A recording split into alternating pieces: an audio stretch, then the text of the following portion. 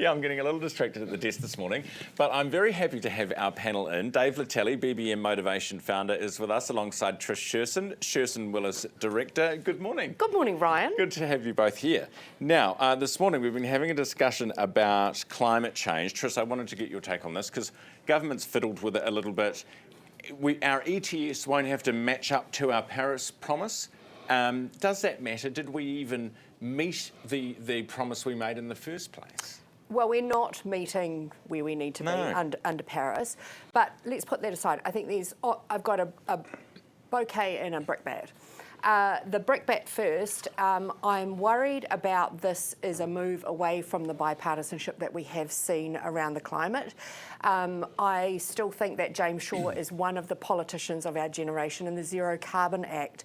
I remember back when he was passing it in 2019, was in a room full of business people, and they stood and gave James Shaw an ovation because he had an ability to not only deliver very sound, complex policy, but to do it in a way that brought everyone with him.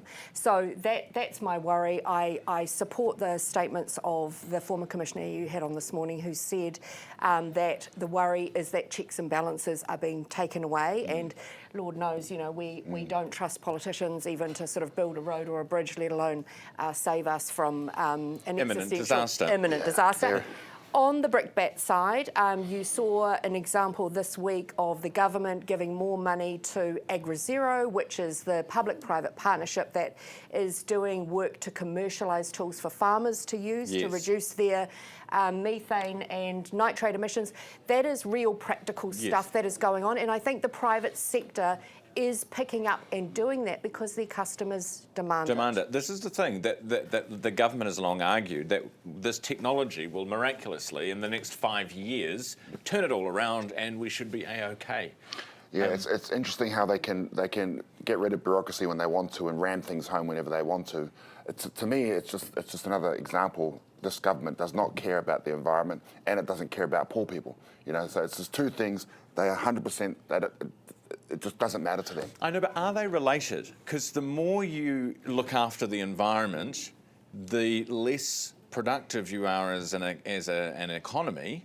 You know, there's a cost. There's a cost. Well, I don't. To say if we're going to be Mr. Climate Change, we can't be Mr. Growth too. I don't think it's black and white like that, actually, and that's where I think the political debate goes off track. It is not one or the other, and actually, if we are looking after the environment, I'm here to keep it off track. Well, I know you are. I can see that this morning. You've been a little bit grumpy, but I think especially in a country like New Zealand, the environment is everything to us as a country, and if we're doing right for the environment, we are doing right for people as well. I'm not I drive a V8. You well, know, I did a podcast with Chloe one day, and I said, "So do you want to live to your next hui?" And she goes, "Oh, that'll be great." So, oh, wait, it's probably not good you turning up to your next hui in a supercharged V8, would it?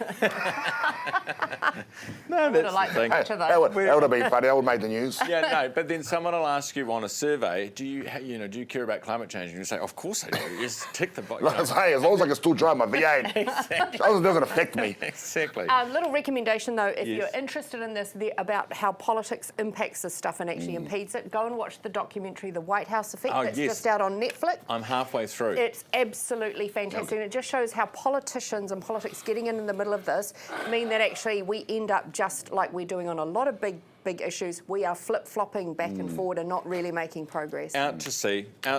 Older people are working now more than ever. This is according to new research. Those aged 65 to 70-ish. Our fastest growing resource, it used to be 10%, I think now it's 50% of them are working, which is great. I mean, you are a lot fitter at that age than it used to be, Dave, so I guess it makes sense. I don't think it's about being fitter, I just think you have to work. Yeah, there's no option. You want to buy food, you want to pay the bills, you've got to work. Do you have an age, like in an ideal world? 50. Yeah. I want to, what's that, 4 more years. I want to, if I last. I've spent 50 years old. I want to have the BBM set up where it's okay, it runs on its own, and I can move down to the mountain and just enjoy life. Yeah. That's the dream. Jeepers, I should have hung up the stilettos a couple of years ago then, Dave. My view on this has changed, and I think this goes to a bigger conversation about superannuation, but actually we are healthier and we are living a lot longer. So the bands of where we used to think of someone as 60 as old, and that used to be your gold clock retirement age, I think that has moved at least 10 to 15 years. Yeah, And I think a lot of people are having to work longer, but actually people are working longer because they've got a contribution to make. Yeah, 100%. Hey, just finally before we go, I was talking to Katie before. Katie does organises our topics for what we discuss on the panel. And she said to me, now, we're going to do this beauty... Yes, Katie, don't backchat. Don't backchat me. She said, we better do this beauty crackdown one. And I said, why? Why would that be relevant to our panel today? And she says, well, Trish Sherson's on the panel. And I said, oh, okay, why? Can you explain a little further? And she said, well, they go to the beauty salon and they get their nails done, and then they get horrible fungi in their toes. Let me pick that relevant apart. to Trish, how exactly? Yeah. I suspect, as usual, you have conflated several things that Katie was saying. Let me pick it apart. I'm going to be Katie for a minute. She was reflecting the fact that probably Trish Sherson has used a beauty parlour from time to time. Absolutely right. So may have some interesting expertise to share, not necessarily because she's had a fungal infection, right? But more generally. Am I right, Katie?